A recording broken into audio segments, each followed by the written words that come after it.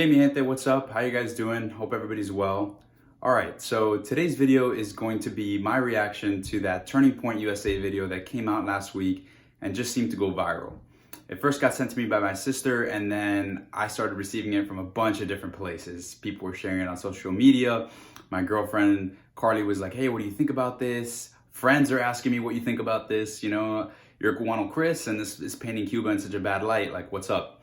So, to be completely honest and transparent with you guys, that video came out last week, and the first time I saw it in its entirety was right now, over a week after it came out. And the reason for that is that I hate things that are overly politicized. I hate politics in general. I mean, people tell me I'd be a good politician, ironically, because I'm very diplomatic and I bring people towards the middle. But that's why I hate politics, actually, especially in modern day, because it's so polarized.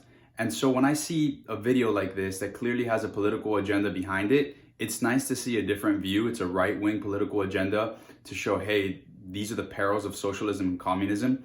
And just to be super clear with you guys, I'm a diehard capitalist. I detest socialism. I detest capitalism. Communism, registered independent, if you're wondering. And look, I mean, it's the reason I don't like politics is because of the polarization of these things. So I'm fascinated with the nuance, the shades of gray, and the spectrum that exists in everything in life. And it's the same exact thing with Cuba, although that spectrum might be a little more narrow and it may be more polarized in and of itself, there are still shades of gray. And I mean, I don't know what else to say besides that. I definitely think that Cuba is more of a dystopia than a utopia as it's portrayed. I hate how the state prioritizes painting the facades of buildings these beautiful colors, and that's what you see online. And when you go there, they're completely in ruin, trash everywhere, just like they alluded to the video. Havana has a huge trash problem. They just imported more garbage trucks, I believe, from Asia. But look, it's really unfortunate, and I wish that they would prioritize their infrastructure more. You had that balcony fall last week, kill these 3 little girls in Havana because of the decaying infrastructure. Then Cuba goes and says, hey, look, we have no one's homeless here, but look what the kind of stuff they're living in. I've seen homeless people here in the US that live better than those people.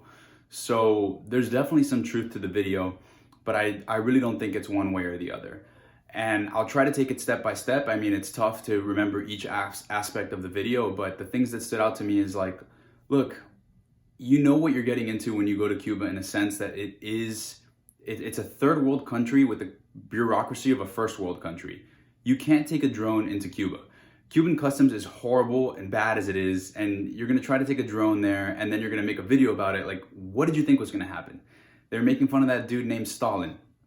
You've probably heard the stereotypes of the Yusnavis and Yusnavis and Yudis ladies, Yamile, all this stuff. The reason why Cubans have names that start with a Y, and Stalin obviously plays into this, is because Cubans tend to name their kids based on what's going on in the country at the time. So that dude was probably born in the 80s when the Soviet Union was pretty much the benefactor of Cuba. So there's little things like that context really helps deal with. I feel like the essence of the video is just pointing out how much Cuba sucks. I didn't get that thing about not being able to find fresh fruit. I've been able to find fresh fruit there. But look, there's obviously real endemic problems like food and gas shortages.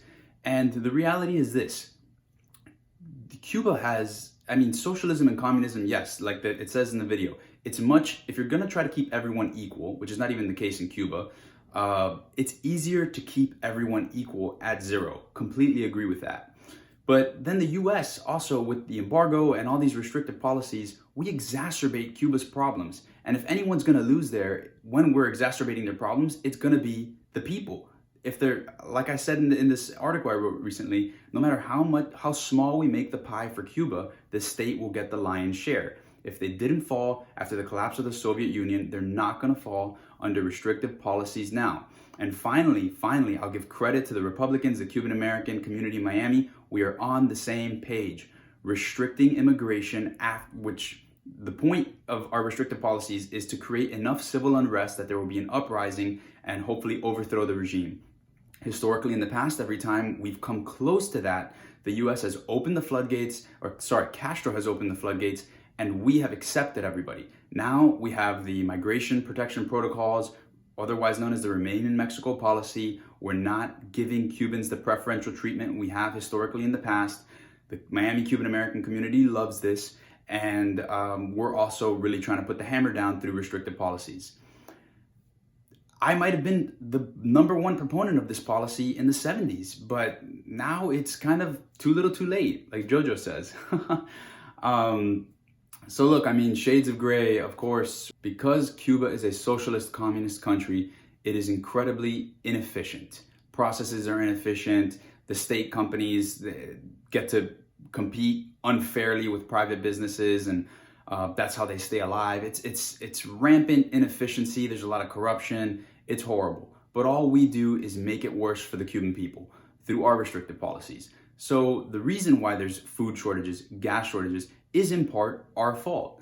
I'm not saying that all Cuba's problems are going to go away if we change our policies towards Cuba, but the lives of the Cuban people will improve nominally, and there probably won't be as bad food shortages and gas shortages. And my whole thing, which I won't get into, it's a different topic, but it's easing up on our end to build the civil society in Cuba that is necessary to take civic political action to take matters back into their own hands in their country.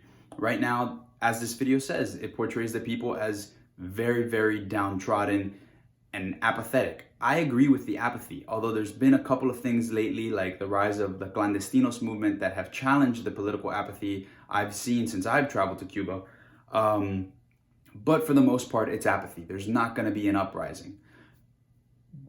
That being said, they're not like super hopeless, and you know, the spirit of Cubanidad is luchando, resolviendo, smiling, laughing. I mean, they're struggling and they're grinding and hustling every day. I mean, they're inventando. There's other people that really would have just laid down and taken it.